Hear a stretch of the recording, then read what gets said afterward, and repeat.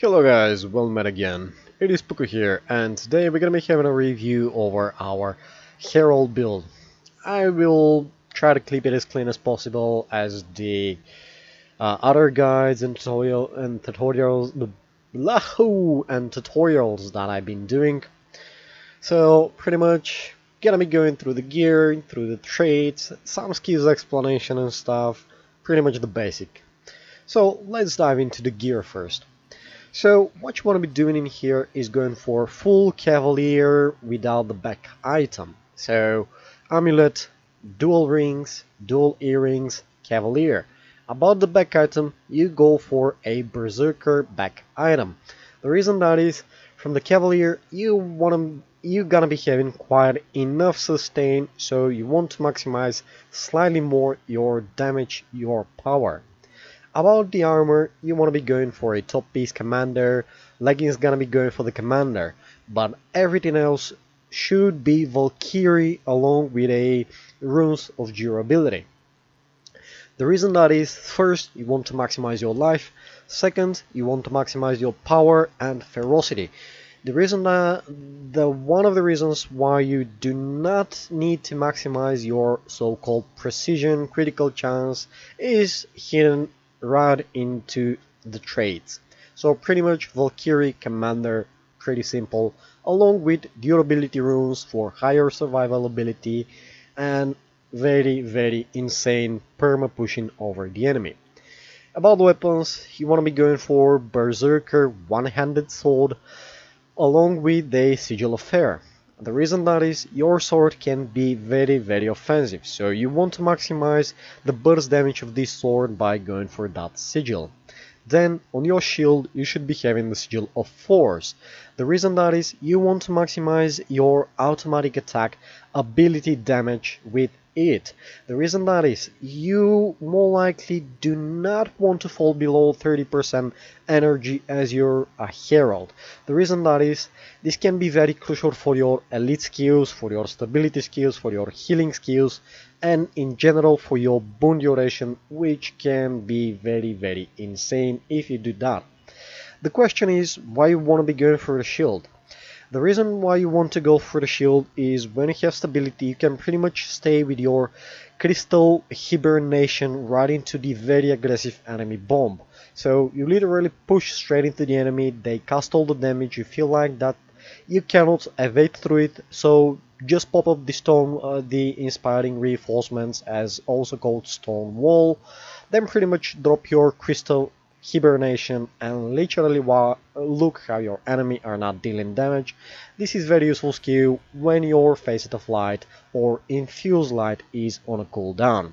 So pretty much your sword is very aggressive on the pushing, your shield can keep your life very efficiently and benefit healing and protection to your allies as well. Then let's have a look into the staff. The staff gonna be using Sigil of Bloodlust. The reason that is, you're gonna be mainly securing kills with your staff because of your CC abilities, because of your damage and blocking ability at the same time, along with your interruption and weakness, and pretty much because of your damage and healing from auto attacking. Then along with this sigil, you want to take the Sigil of Force again. The reason that is, maximizing your damage when your energy is on a cooldown. So pretty much for the food, you want to go for the Furious Sharpening Stones because you're gonna benefit a lot from the toughness and from the vitality.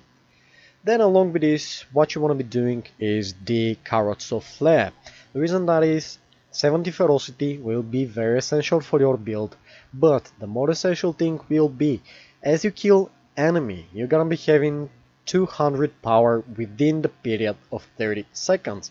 Each kill will restack this sigil, will refresh the cooldown back to 30 seconds, and you still gonna be efficient with 200 power more. So it is very essential offensive food for your build. And this concludes the gear. Let's dive slightly into the traits and over the skills. Retribution. This is the trait line that mainly gonna be giving you insane amount of damage reduction, improving your stability, and keeping you alive by normal and conditioned damage. Let's dive into it, then I'm gonna be doing some more explanation about the other two trait lines, and I'm gonna do a overview or just look back with short explanation what they currently are providing. I'm gonna be starting from the front to the back because it will be slightly more understandable. The first trait, Enduring Recovery, improves your endurance regeneration by 25%, so your dodge will be recharging 25% faster. Then you have Unwavering Avoidance. These traits work in the following way. When you are in combat and when somebody attacks you and you manage to successfully evade his attack, you will gain stability. If you do the same thing after 8 seconds, you will get another stack of stability for yourself. Then this trait is very good. Excuse me.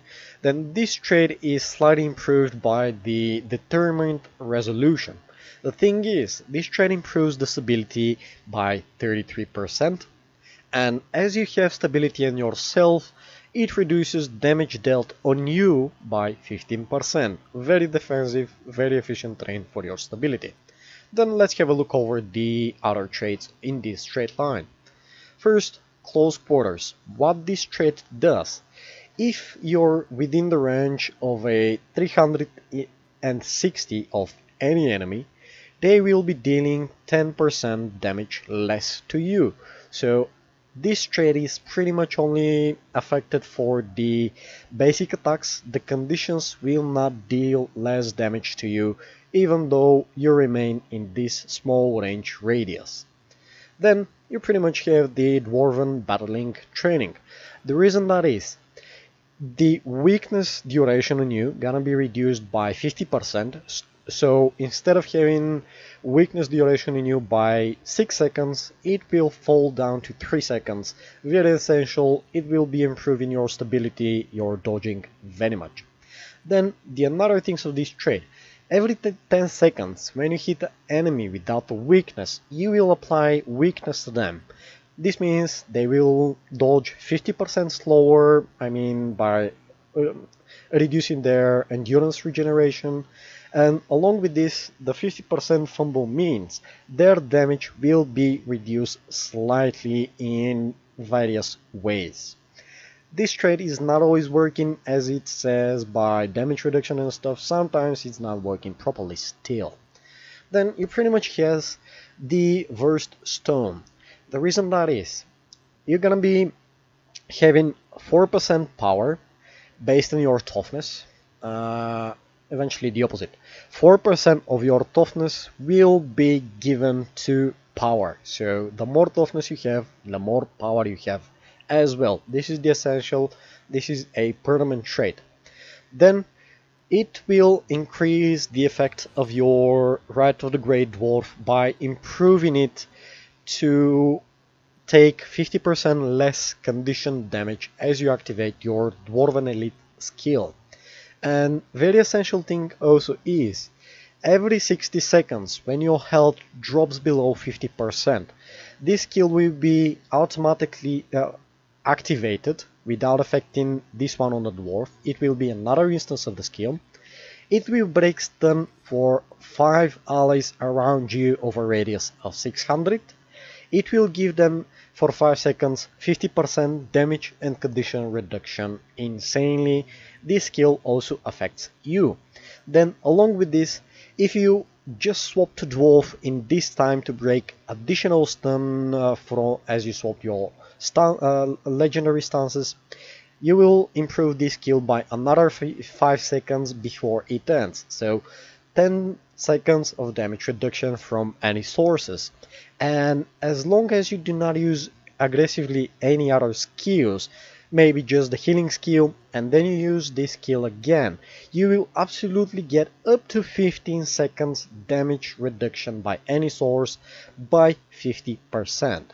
So this pretty much concludes the Retribution line. Another thing I forgot to mention, your main weakness applying source and the stability applying source to yourself is your inspiring reinforcements. This is what benefits from the determined resolution, and this is how it works the Dwarven battle training to be more offensive. Then let's have a look into your invocation. Your invocation is the major line that gonna bring the damage on the line for your build. Let's have a look into it. Each time you change between your legendary stances, you will grant Fury for 6 seconds. Very useful, you're gonna see later why. Then the next trait, Rising Tide. Every single time that your health remains above 90%, you will have increased damage by 7%. So it is something like Sigil of Force, but with 2% more damage, and the condition to maintain it is your 90% HP. Then the next thing that you have is Ferocious Aggression. What this trait does, deal increased damage and condition damage to targets while you have Fury. This trait improves your Fury in the following way. As you grant yourself Fury, your damage automatically gonna be increased by 7% along with your condition damage. So the longer you have Fury, the more damage you're gonna be dealing. Then the next thing, Spirit Boon. Each time you change between your legends, you're gonna be granting different boon to your allies. If you go for the Dragon stance, you're gonna provide protection. If you go for the Dwarf stance, you're gonna give your allies stability. Then Empty Vessel. As I said earlier, as you're switching between your stances, you're gonna break stun. This is from where the breaking stun comes, exactly from this trait. And the last thing, Roiling Mists. This is very tricky trait because it could be very offensive if you manage to maintain your Fury properly. So in order to be very offensive, to deal a lot of damage, to be proper in fight, you should maintain a lot of Fury. What this trait does, instead of having Fury that gives 20% critical chance, these traits improve it to give 40% critical chance. So as you see, currently I'm 30% critical chance. I give myself Fury, I jump to critical chance of a 70. So this is why I mentioned earlier, you do not need any precision for this build almost. All the precision that I have is currently from my weapons and from my back item. Everything else, and from the commander, sorry. The commander also gives some precision in order to utilize it. But everything else pretty much goes for power, toughness, vitality, ferocity. So let's jump back into the traits. So the invocation, it is the essential trait for having a lot of damage at the same time. So let's get now into the Herald. The first Herald thing explains your facet of nature, how does it work in each legendary stance, what is the interval of using this skill and how does it work, and it tells you that you pretty much can switch between it. So the first trait that is very essential for your survival ability is Elder's Respite. The reason that is because you can essentially have permanent regeneration at any cost because of your guardians, because of your healing skill, and because of several more things around you. But general source for self-regeneration is coming from your facet of light. Then what this trait does, if your health falls below 50%, you will get regeneration. On top of that, your regeneration healing effectiveness is increased by 20%. So your regeneration gonna be healing more, and you literally will not be able to run out of regeneration if you position yourself well, so you're not gonna be permanently stripped out. The next trait, pretty much the Dragonic Fortitude. As I mentioned early in this video, your Herald have a health bonus buff which comes from this trait, 10% improved health in the maximum. Then you pretty much want to be going for the shining aspects. What this skill does is When you click on your Facet of Strength, any of your legendary stance skills, legendary dragon stance skill, as you click, the skill will become a consume. As you see, Gaze of Darkness, legendary dragon, consume. Every 3 seconds when you use such a skill, you're gonna be healed for 447 health instantly. So this is very essential trait to keep yourself alive, especially knowing that you're gonna use these 3 skills quite often, especially the Facet of Elements, which essentially gonna be dropped almost instantly as it recharges. Reinforced potency. What this trait does, the more boons your target have, the more bonus damage you're gonna be having. And along with this, it improves your concentration by 120. Then the final thing, Dragonic Echo. The reason why you want to do this trait improves the boon sharing between your allies, so instead of affecting 5 allies with the boons from these Facet skills, you will affect 10 targets with your boons, but you still gonna hit only 5 enemies as you use the consume skill. And on top of that, as you mentioned to use one of these skills, in the end you will retain this effect for 6 seconds. So this means between 3 and 4 additional seconds improvement for your boons.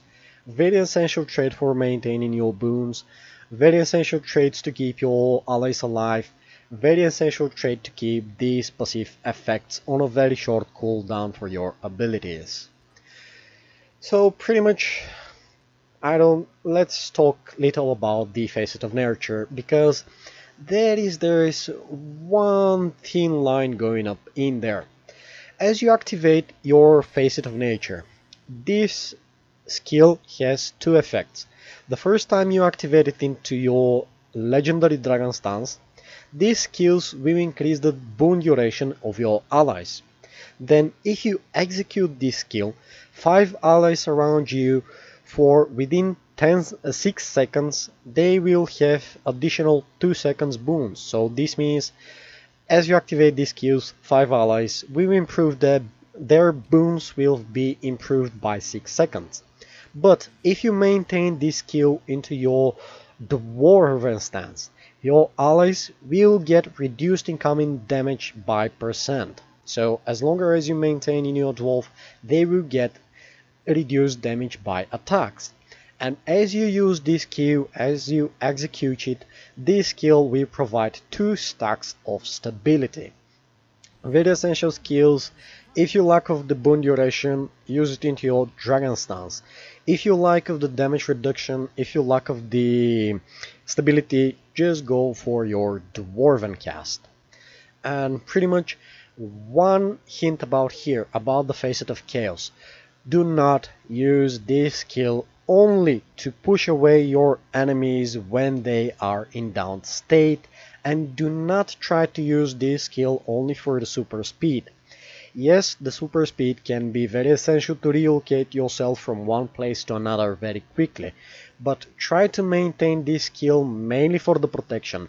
Try to maintain the long protection as you can, then use this skill for the super speed if you are in danger to get away from a enemy spike.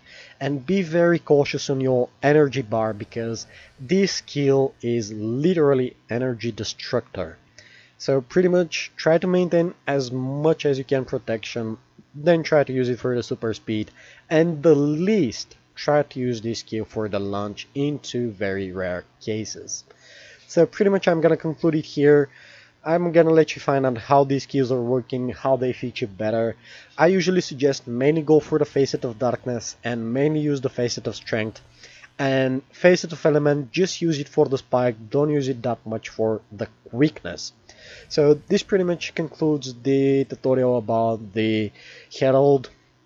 If you have any questions, let me know in the comments, hit me in the game, hit me in the forum. I'm gonna be very happy to answer you. Maybe you can have some decent ideas about this build, I don't know. We can always theory craft. So pretty much, thanks for watching, see you on the next one, ciao.